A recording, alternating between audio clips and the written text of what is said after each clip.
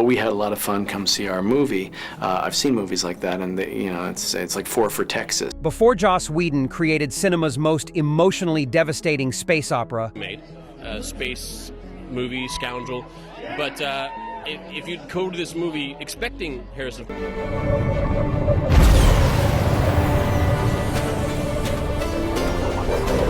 Serenity was dismissed as unmarketable to general audiences by studio executives who couldn't understand how a canceled TV show could become successful film. The moment it was canceled, I imagine I would be in this position here tonight, because that's the only way to get in this position. The cast has finally revealed secrets that will transform your understanding of the movie that proved fan passion could resurrect dead properties and delivered brutal truths about government atrocities and the cost of heroism. Attributed to Joss Whedon. He made this happen. This was his baby. He was not going to stop. The film that fans literally willed into existence. What most fans don't realize is that Serenity shouldn't have been possible. Canceled television shows don't become major motion pictures, especially ones that aired only 11 episodes. The Browncoat fan campaign to resurrect Firefly created unprecedented grassroots movement that convinced Universal Studios to finance a film based purely on DVD sales and fan dedication rather than traditional box office metrics.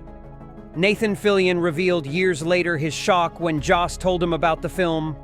"We'd made peace with Firefly being over." Then Joss called and said the fans had convinced Universal to give us a movie. I couldn't believe that viewer passion could actually overcome corporate logic that said we were commercially dead. The actor's amazement reflected industry-wide skepticism about fan-driven productions.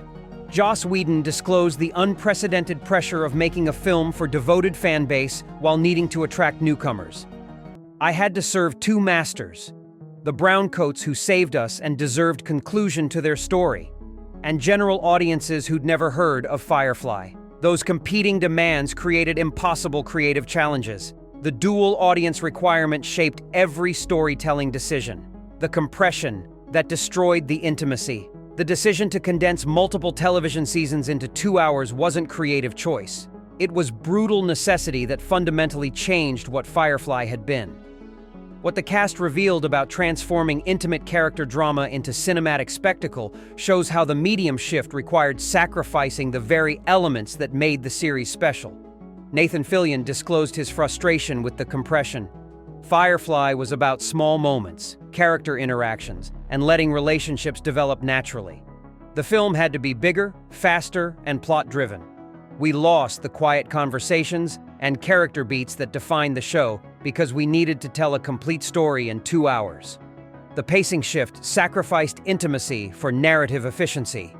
Joss Whedon revealed the painful decisions about what to cut. "I had storylines planned for multiple seasons. Inara's terminal illness, Book's mysterious past, Mal's evolution. The film could only address River and the Alliance conspiracy because that was the most cinematic thread. Everything else got compressed or abandoned entirely. The narrative focus meant beloved character arcs remained unresolved.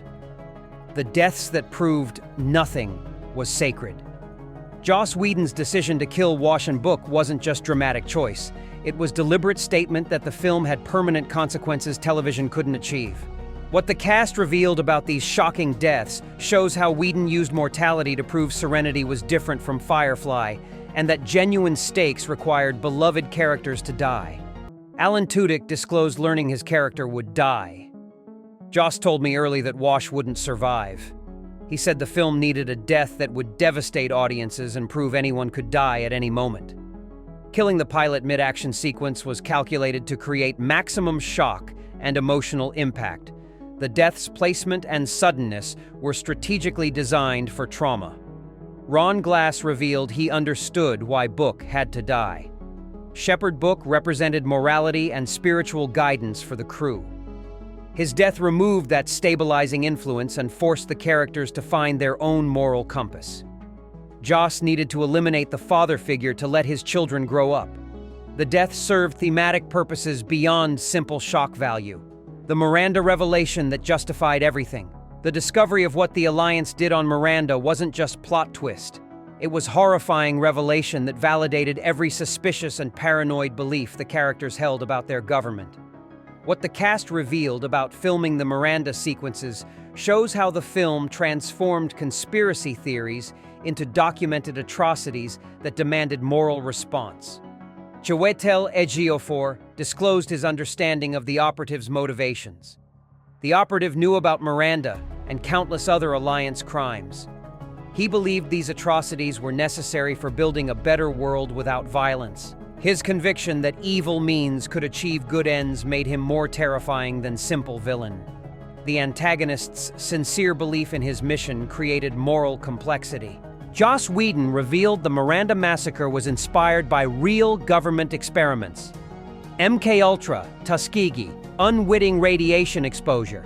Governments have conducted horrific experiments on their own citizens, claiming it was for the greater good.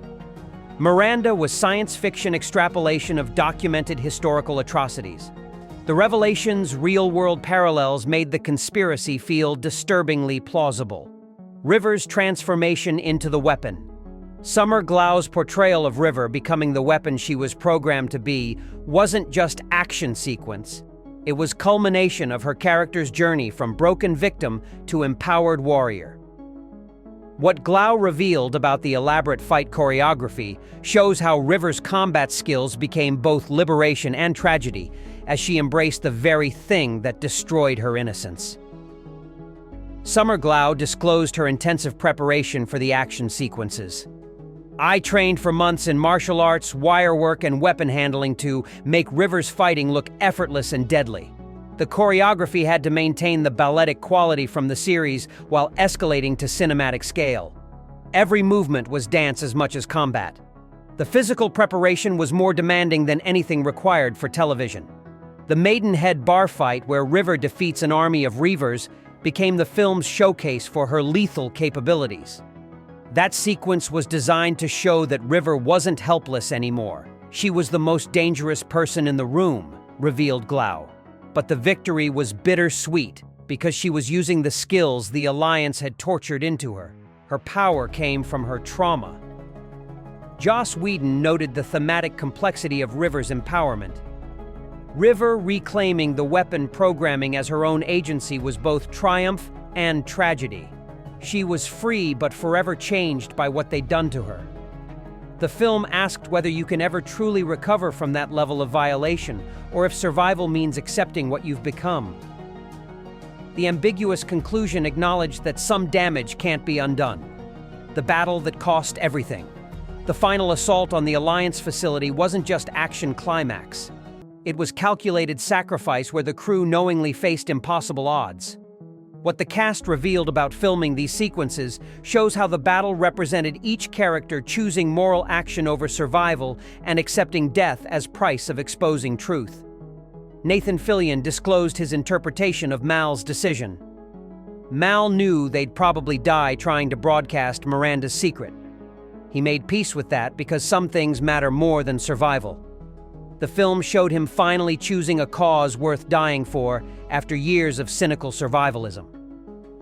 The character evolution from selfish to heroic was the film's emotional arc. The decision to have Kaylee, Jane, and Simon defend the ship despite terror and inadequate combat skills demonstrated ordinary courage. These weren't soldiers, they were mechanic, mercenary, and doctor who chose to fight because it was right, revealed the cast. Their fear was completely authentic because they knew they were outmatched. Heroism isn't absence of fear. It's acting despite terror. Joss Whedon revealed the battle was designed to show cost of resistance. Heroes in most films survive through skill and luck. I wanted to show that fighting tyranny is expensive and often fatal. Wash's death mid-battle proved that doing the right thing doesn't guarantee survival or happy endings. The brutal honesty challenged Hollywood's typically sanitized portrayal of heroic sacrifice. The operative's redemption without forgiveness. The operative's final scene where he acknowledges Mal was right while refusing to seek forgiveness created one of cinema's most complex villain conclusions. What Chiwetel Ejiofor revealed about playing this moment shows how the film rejected simple redemption narratives to present nuanced examination of conscience, complicity, and whether monsters can recognize their own monstrosity. Chiwetel Ejiofor disclosed his approach to the Operative's final evolution. The Operative realizes he's dedicated his life to evil cause, but doesn't ask for forgiveness because he knows he doesn't deserve it. He accepts that he's monster who can't be redeemed, which is more honest than typical villain redemption arcs where sudden conscience erases previous crimes. The refusal of easy redemption created moral complexity. Joss Whedon noted the ambiguity of the Operative's fate. We don't see him die or fully redeem himself. He remains Alliance Operative who momentarily allowed truth to surface. The film suggests that people can have moments of conscience without fundamentally changing. Moral clarity doesn't automatically lead to moral transformation. The unsatisfying conclusion reflected real-world complexity about complicity and reform. The box office failure that didn't matter. Serenity's disappointing theatrical performance wasn't creative failure. It was vindication of studio concerns that cult followings don't translate to mainstream success. What the cast revealed about the commercial disappointment shows how the film's financial underperformance paradoxically strengthened rather than diminished its cultural impact and proved that artistic success and commercial success operate on different metrics. The film's $40 million budget against $38 million worldwide gross meant Universal lost money despite strong critical reception and devoted fan base. The browncoats showed up, but we couldn't expand beyond the existing audience, disclosed Nathan Fillion. General audiences stayed away because they didn't know the characters or universe. The film proved studios' skepticism about canceled TV shows was commercially justified. Joss Whedon revealed his acceptance of the commercial failure. I got to finish the story and give fans closure. The fact that we made the film at all was a miracle.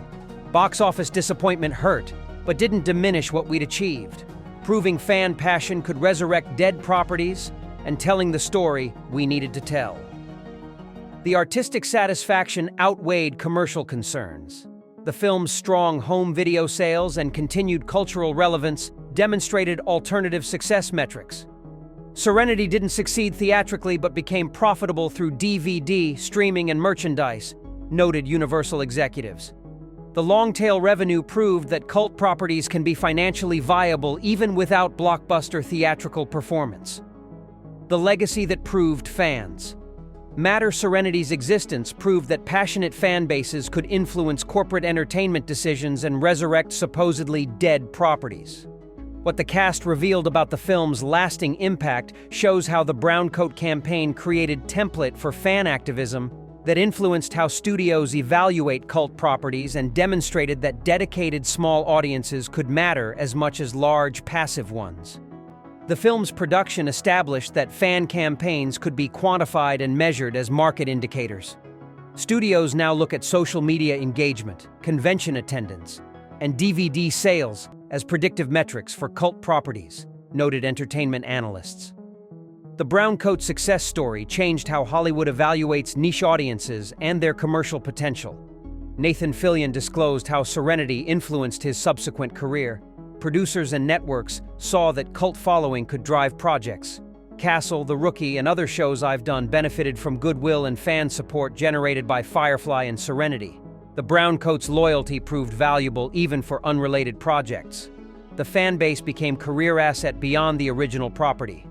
Joss Whedon revealed the bittersweet lesson of Serenity's success and failure. We proved fans could resurrect canceled shows, but also that resurrection doesn't guarantee mainstream success. The film validated both fan power and studio skepticism simultaneously. The ambiguous outcome created realistic expectations for future fan campaigns. Watch the film again with appreciation for its brutal honesty about heroism's cost, its influence on fan activism, and its enduring message about fighting impossible odds. Notice how the compression from television to film required painful sacrifices, and how the deaths proved that some stories demand permanent consequences rather than safe resurrections. Don't forget to subscribe to our channel for more deep dives into films that proved fan passion could overcome commercial logic. Hit that notification bell so you never miss our latest uploads, and let us know in the comments whether the emotional devastation was worth getting closure. You can't stop the signal.